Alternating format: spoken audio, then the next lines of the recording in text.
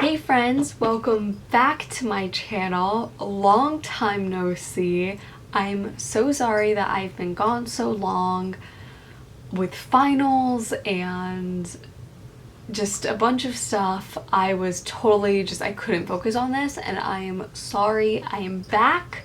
And I've finished my classes, so I'm now on break, but I'm sure there are some people who haven't.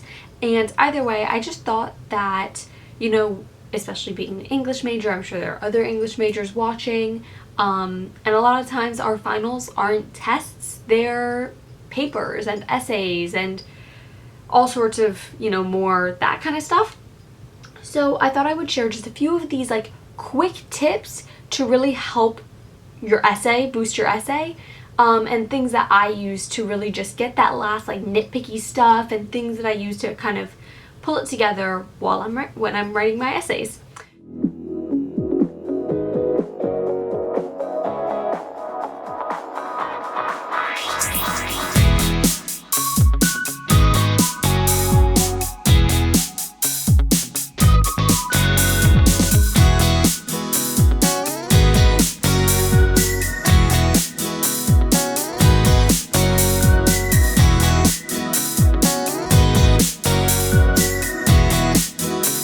So, I'll start with what I do before my essays. I've talked about this in a video before. I believe it was I did a video about essays, but I can talk about this specifically in another video if anybody's interested. And I plan ahead. Sometimes, now that I've done it a lot, sometimes I don't need to, but I always, honestly, if I have the time, I notice that my essays turn out so much better when I take the time to plan it ahead. I know where I'm going, I know what I'm trying to do, I don't need as many drafts. And so, just a quick overview of how I do this. Honestly, it all depends on your personal style, what kind of things you need to understand before you go into an essay, but how I do it is I write out the prompt. If there are multiple, I write out which one I'm choosing to do. I write down any limits or things like rules, guidelines. So some papers will be a page count, some will be a word count, and I just basically figure out, based on what the rules are, what I need to come up with. So for one of my literature classes this semester, we had to write a 6 to 8 page paper on what are the available prompts. And so what I did was I wrote that I needed at least, I just did it on the 6-page count because I figured if I did more than that, that's fine, but I need at least this much. So for a 6-page word count, I estimate that I do about 2 paragraphs per page. So for a 6-page paper, I need 12 paragraphs. Take off 2 for the intro and conclusion, and that gives me 10 paragraphs that I need to come up with. For this particular essay, I was discussing 3 poems, so I separated my planning paper into the 3 sections. I started with each poem, and then what I did was looking back at the prompts, I came up with a thesis. It doesn't necessarily have to be exactly what you'll write, but some sort of tentative thesis, just so you understand what everything needs to come together as and how it all needs to connect. I've run into the problem before where I'm writing something and I get excited about this idea and I want to write a paragraph about that, and in reality it really doesn't directly relate to my thesis. So by planning ahead and being prepared for that, I find it a lot easier to stick to my subject and what specifically I'm talking about and not kind of drift a little bit. So I look back at my thesis, and for each paragraph, I split up the remaining paragraphs into the poems. So I come up with how many I need for each poem, and then ideas for each one, given how many paragraphs I need. I came up with, I believe it was 2 ideas for each paragraph, and then a backup idea or 2 ideas for each poem, and then a backup in case I needed an extra paragraph. I also considered doing a couple ideas for paragraphs that could bring all 3 poems together. Then sometimes what I like to do as well, just because it makes it so much easier for me while I'm like actually writing the paper, is I'll go through my sources. So I needed at least 5 secondary sources for this particular essay. Some you need 1, some you need none. I guess, yeah, there are essays where you don't need any. If your professor may not give you a sources list or limit or whatever. So what I did was I went ahead and went through and found my sources, and basically what I did was just take quotes that felt relevant based on the planning I had done already and pulled them out. And if it's a PDF, I'll use Adobe, let me see what this program is called, Adobe Acrobat, because I can go through with the PDF and highlight things, or whatever program you use to do that. Or if it's not something like that, or if I forget to do that, I'll just copy and paste or type up whatever quotes with page numbers, that kind of stuff. And sometimes I'll even do the citation of the source right there, just so I don't have to worry about it later. And that way, when I go to write my paper, I have way more than I need, but it's all focused, and I can just say, oh, you know what, this goes into what I'm saying, boom, bring it in. You can even plan further than that, where you're basically just putting it into a document as a paper by the time you're writing it. It all depends on what works for you. I can definitely do a video. I could probably do a video where I go through an example and just show you exactly what that all looks like. Let me know in the comment section anything you guys want to see with that, and I would be happy to film it. So that's the big tip of like what actually takes some time and heft.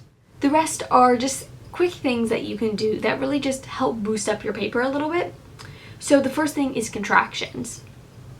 In an academic paper, contractions, at least in MLA format, I'm not positive if this applies to other formats, but it's not considered appropriate to be using contractions. It doesn't sound as academic or whatever, but it's actually a good thing. Usually what I'll do is, I've gotten better at it now, but especially when I was like a freshman first writing a lot of papers, I used to actually like Control F and use a comma. And what I would do is just go through and make sure I don't have any contractions, because unless you're doing them excessively, I've never had professors that are like, point off, you're using contractions. But what it does do is every time you make a contraction and separate it, you've doubled how much words that was. So that can definitely boost your word count, and you don't even have to do anything. You've just made it better in the formatting, and also boosted your word count, so you don't have to worry so much about that. Then the next thing I do is add in some that's. I notice a lot when I'm rereading, proofreading my work, that kind of stuff, a lot of the time a sentence will sound not quite right, and the word that needs to go in there. You'll be able to tell sometimes like where they fit, and that will just add a word but also kind of clear up the sentence. And the last thing, I know I see tips all the time about like for trying to boost up your word count. Oh, instead of saying for example, say in the instance of, or you know, things like that, like taking shorter things and really expanding them. And some of them are like ridiculous, taking 1-2 words and turning them into like 6 or 7. I recommend not doing that so much, and here's why. Every now and then, taking like a for example and turning it into something longer, totally fine. I think it's a great idea. I think it also adds some variety and makes it more interesting to read your paper. If you're reading for example, it starts to get monotonous, and even though academic papers seem like they should be monotonous, really there are ways to make them kind of exciting and interesting, and having just the same phrasing over and over doesn't help. But when every time you're taking something that should be just a simple way of saying something and you're turning it into this long thing, and you're doing that every time, it becomes really obvious to the professor, and it doesn't read as well. And listen, if you just need to make this word count, you need to make the word count. But if you're really trying to make your paper sound more professional and be written a little bit better, And sometimes that can affect your grade. Your professor can take points if it doesn't read well or something like that. I definitely recommend finding other ways to increase your word count. Add a sentence to each paragraph. I have this format that I use for essays. I can absolutely do a video on that and how it's now at this point become almost like automatic for me, the way that I write them. And that definitely helps because you can just add things into that. You can add to that format. And that can definitely help boost your word count. And honestly, at this point, I get to the point where I mean, in this paper, I just wrote 6 to 8 pages. I was like, oh, how am I going to reach it? I don't know. And then, of course, I had it fine. I had no problem. I find that when I'm not just trying to, like, use those ways to boost the word count, I actually tend to hit it just fine. And it's about just kind of understanding where you're going, planning ahead, understanding, like, what you need to write, all of that kind of stuff really, really helps. So those are just some quick things that I do to, like, just pull my paper together and boost it up.